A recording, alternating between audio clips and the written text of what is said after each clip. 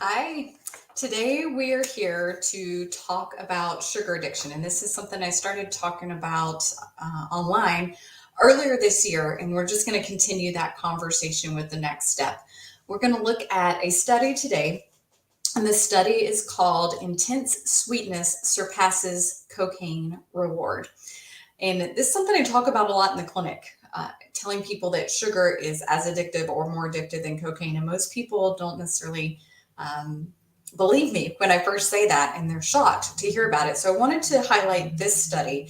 I'm not going to tell you when it's published yet. We're going to circle back around that to the end of this discussion. So in the introduction to this study, there's a couple of comments that I found very important, and I wanted to highlight them. So I'm going to read just a couple excerpts.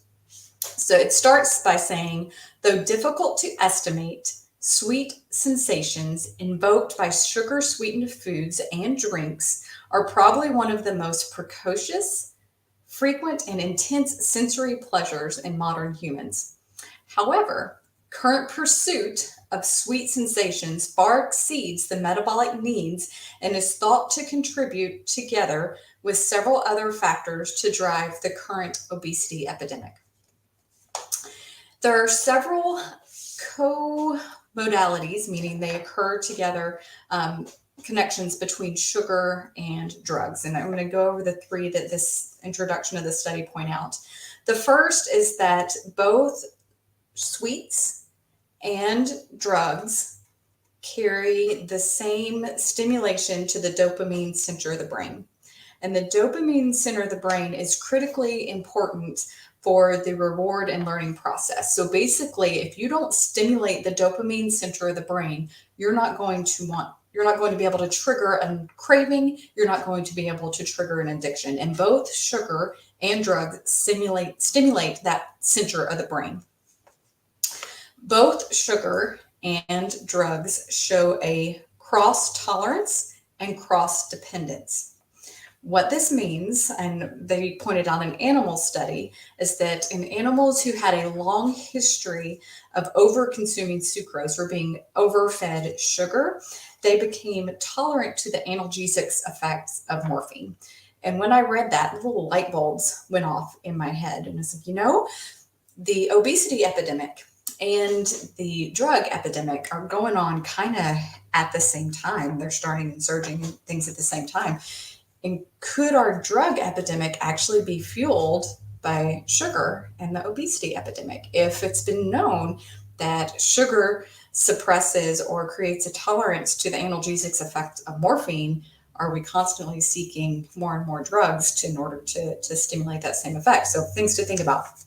And then finally, they pointed out that in human studies, because the dopamine center and all that was seen in animals, but in human studies, they were looking at neuroimaging of the brain, and they compared the MRI images and PET scan images of obese individuals and drug addicted individuals, specifically those on cocaine, and they saw the same changes on MRIs and PET scans in the obese individuals as they did those that were abusing cocaine. They also pointed out why this study was done, this particular study that we're about to get into. They did that because there was a study before that that showed that access to sugar-sweetened water in rats reduced the self-administering dose of cocaine, which suggests that the sweetened water surpasses the cocaine reward system and creates an addictive, harmful pathway. So basically, in the previous study, rats were given access to cocaine. They were addicted to it. They were given sweetened water, and they chose sweetened water more. So let's get into this particular study. And this study was done on rats, not humans. And I think that's an important thing to point out, because rats and humans are not exactly the same.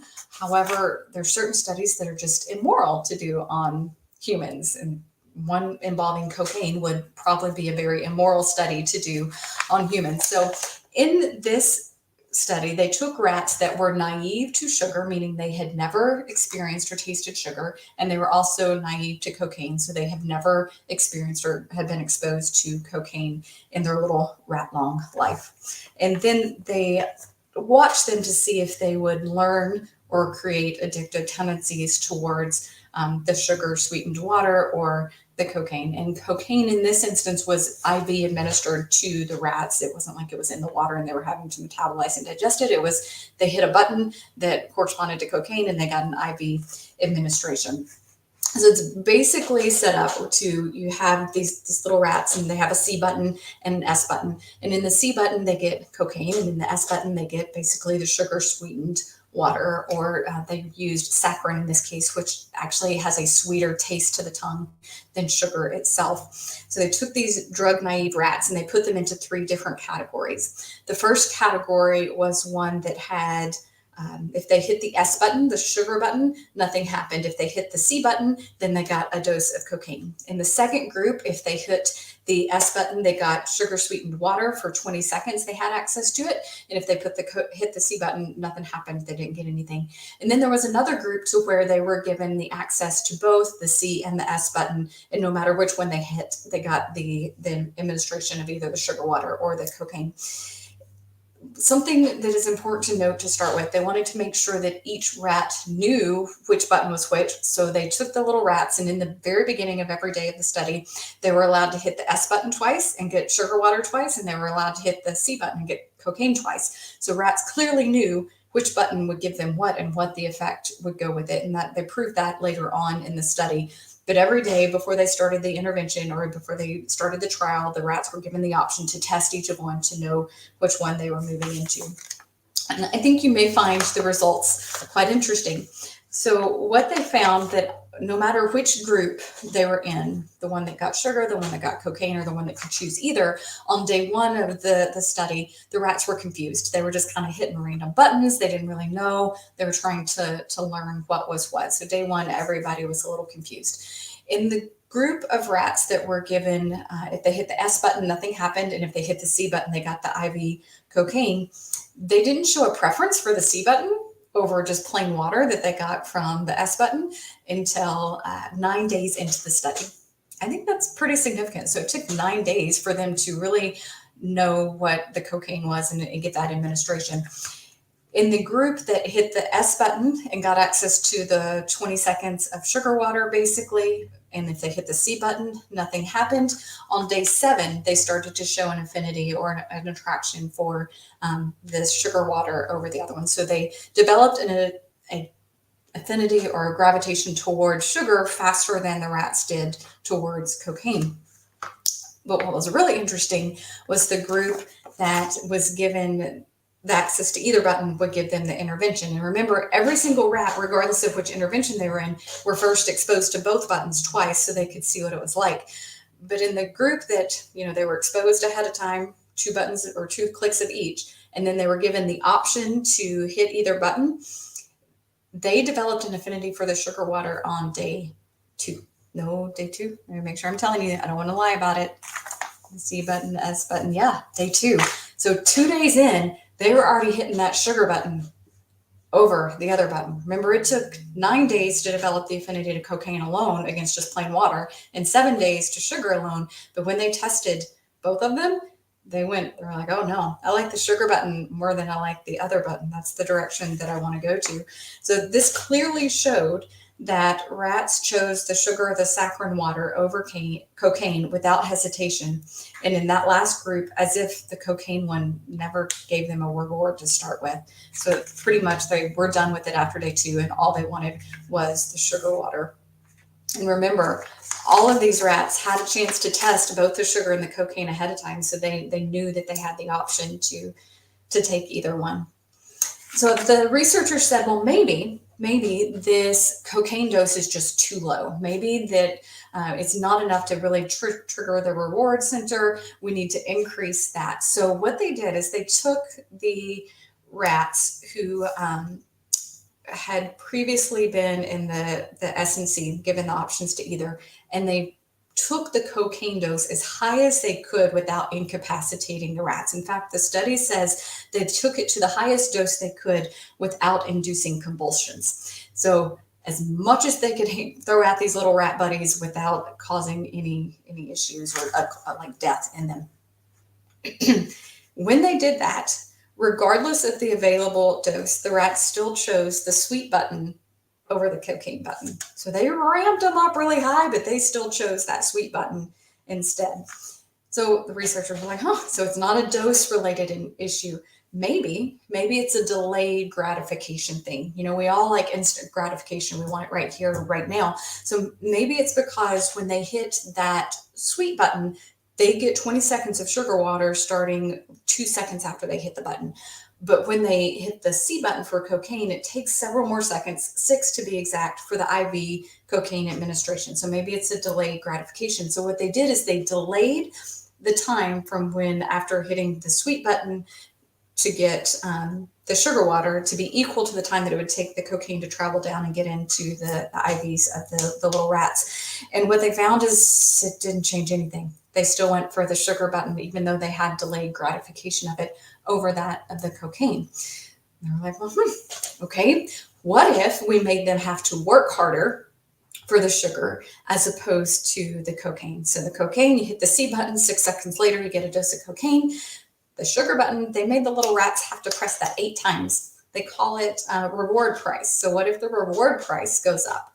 Well, when they increased the reward price and they had to hit that button 8 times to get the sugar, there was a slight movement towards more cocaine hitting, but it wasn't enough to be statistically significant or really even change the significance of it either. So at the end of it, regardless of the price that the rats had to pay, they still chose sugar over cocaine.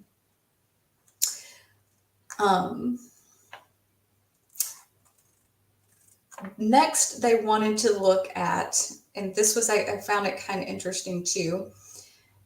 They thought, well, what if we were to take the rats and give them more access to cocaine and see if they would still choose it? So what they did is they took the rats that were previously in the study where they got more cocaine and no sugar. So they had been given cocaine over and over and over again. And then they gave them an option to hit the sugar button. And what they found is that there was a reverse preference. Rats started leaving the cocaine who had previously been on it for several weeks, which is really, really long in a little rat's life. And they started moving it over towards that sugar preference. And the last experiment that they did on these little rats, it was confusing as to why they did that, this one, but they wanted to say, all right, if we put rats on cocaine for a longer period of time and really dosed them up, would they then continue to stay with the cocaine or would they go with sugar at that point? So what they did is for 3 weeks, they gave them access to cocaine up to 20 times a day. So these rats were really high rats. And then they put them in a intervention to where they gave them 3 hours of cocaine use. They could use it as often as they wanted to. And then they gave them an hour of time to where they could either choose cocaine or sugar. And what they found is that there was a rapid conversion over to using cocaine. So even though they were really high at the moment on lots of cocaine after 3 hours of use, as soon as they had the option to go with sugar, they hightailed it over to the sugar use. So the preference for sugar was super, super strong in these little rat brains over cocaine, which is considered one of the strongest and most deadliest drugs that it's out there. And it's no matter what they did, there was still this conversion over to sugar. Their final conclusion was that virtually all the rats in the study, regardless of what they threw at them, preferred saccharin or sugar over intravenous cocaine, which is hardcore kind of drugs and highly addictive. So this study was published in 2007. This is the year 2023, at least it was last time I checked. The studies that they cited in the introduction were from like 2003 and even before. So we've essentially known this for 20 years. And in the last 20 years, what have we seen in our world? We've seen increasing cancers, diabetes, mental illnesses, high blood pressure. Essentially everything has gotten worse. What have we seen in our food environments. Well, we've essentially seen no change. We are reliant more on processed foods. We're pumping more sugar into our things. The prices of foods with sugar in it are going down compared to the prices of foods that don't have sugar in it. And if you step back and look, this is the same tactics that the tobacco industry used to get people hooked on tobacco and to keep them smoking. And we're doing the same thing with sugar. And when I think about that, it just kind of makes me angry. Makes me angry. We're in such a bad state here in the US health wise, and we've known for 20 plus years some of the detrimental things.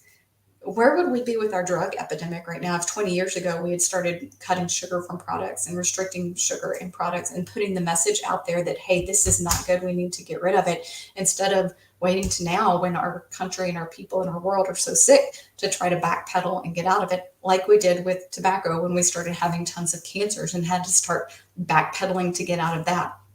Where would we be? I don't know, but it's where we are right now. So let's start working on it. And I highly recommend you start cutting sugar from your life and start reducing sugar. And honestly, if it's this addictive, it's another reason why you can't moderate. You can't moderate a little bit of cocaine. If you're addicted to it, you're addicted to it. You get a taste of it, you're going to have more. So when it comes to sugar, if you taste it and it hits that pleasure center of your brain and you're addicted to it, guess what? It's going to trigger and want more. And if it's not sugar, it can be things that turn to sugar in the body because your body's really good at metabolizing things down to sugar. So no, name of the game is get out of the processed food industry. Let it go and get out of it. All right. Until next time, guys, take care.